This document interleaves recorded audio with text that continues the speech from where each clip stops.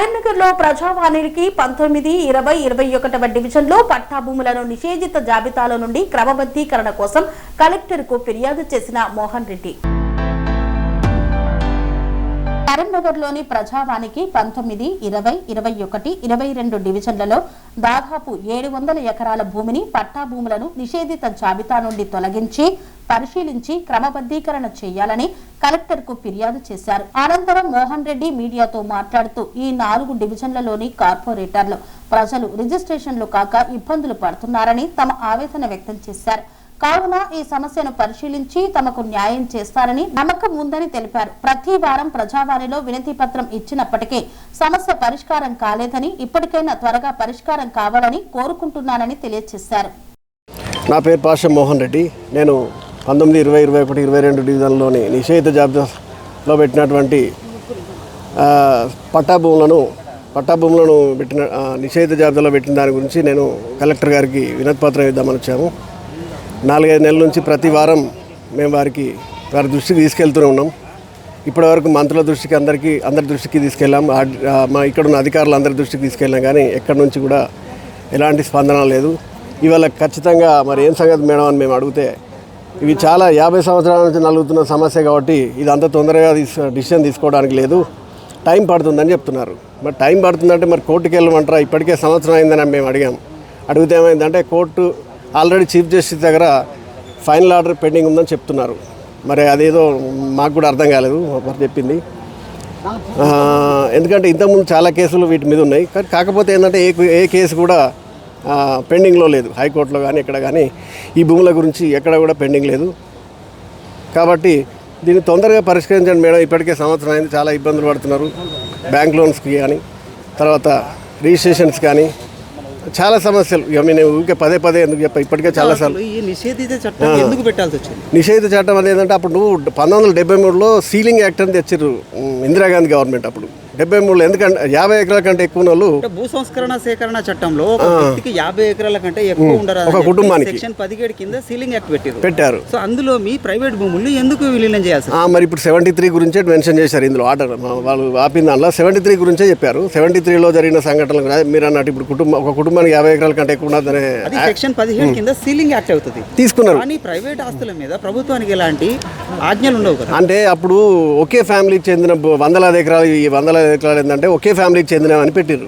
ఒకే ఫ్యామిలీకి దగ్గర ఈ షేఖాన్ ఫ్యామిలీకి అధికారికంగా అనధికారికంగా 4500 ఎకరాలు ఉన్నట్టు గుర్తించినామని ఒకసారి చెప్తున్నారు. మరి ఇక్కడ మన రేకుర్తి పరిసర ప్రాంతాల్లో దాదాపు ఒక 1000 ఎకరాల పైనే ఉన్నది. అదంతా ఒకే కుటుంబానికి చెందిన భూమి. మేము అప్పుడు గవర్నమెంట్కి చాలా సరెండర్ చేసారు. కాబట్టి ఏంటంటే అవి ఇప్పుడు బ్లాక్ లిస్ట్లో పెట్టినామని అంటున్నారు. కరెక్టే, 73లో తీసుకున్నారు. 50 ఎకరాల కంటే ఎక్కువ వాళ్ళు అందరి దగ్గర తీసుకున్నారు. రకరకాల పద్ధతిలో మీరు లావన్ పట్టాల రూపంలో కానీ, తర్వాత ఇందిరా మిల్ల రూపంలో కానీ చాలా ఇచ్చారు. గవర్నమెంట్ పేదలకు ఇచ్చారు, అయిపోయింది.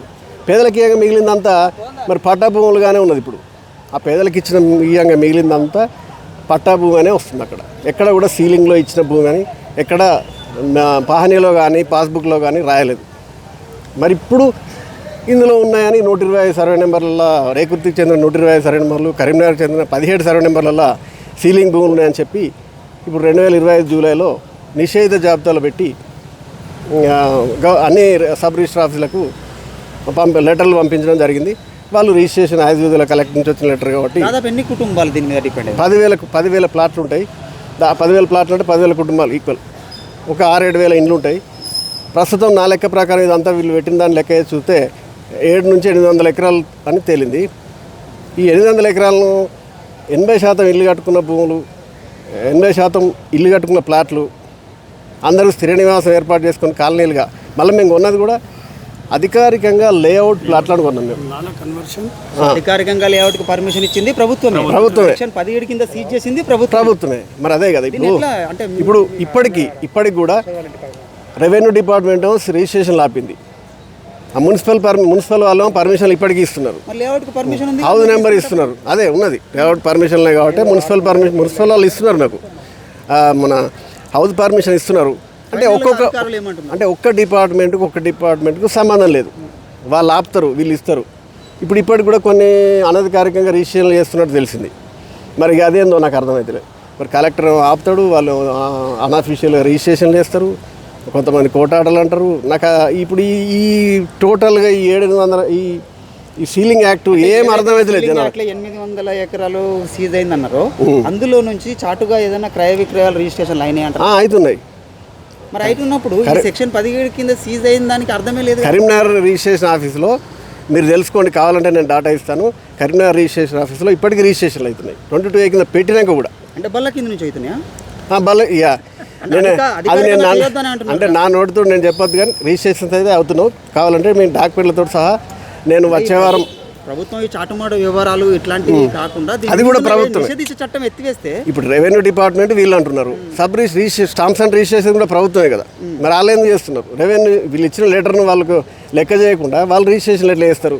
అంటే వ్యవస్థ అనేది ఒక్క తాటి మీద నడుస్తలేదు, ఇష్టం వచ్చినట్టు ఎవరు ఇష్టం వచ్చినట్టు వాళ్ళే నడుపుతున్నారు. అది ఇక్కడ ఇబ్బంది. సో ఇది పరిస్థితి. అంటే మీరు ఫైనల్గా ఏం చేయాలనుకుంటున్నారు? అంటే ఇప్పుడు ఇక్కడ మా కార్పొరేటర్లో ఉన్నారు. ఎగ్జాంపుల్ 3 కార్పొరేటర్లు 19, 20, 21 3 డివిజన్లలో వాళ్ళ కార్పొరేటర్ల ఇండ్లు కూడా నిషేధిత జాబితాలో ఉన్నారు. వాళ్ళు కూడా ఎవరు దీని మీద స్పందించారు, ఎందుకంటే అధికార పార్టీ కాబట్టి. ఈ అధికార పార్టీకి సంబంధించిన ఏ లీడర్ కూడా దీనికి సహకరిస్తలేరు. వాళ్ళు కూడా సహకరించి మరి మా సమస్యను పట్టించుకొని దీన్ని ప్రభుత్వం దృష్టికి తీసుకెళ్ళి వెంటనే క్లియర్ చేయాలని మేము కోరుతున్నాం. ఎందుకంటే ఈ సమస్య అందరిది, ఒక పార్టీకి సంబంధించింది కాదు.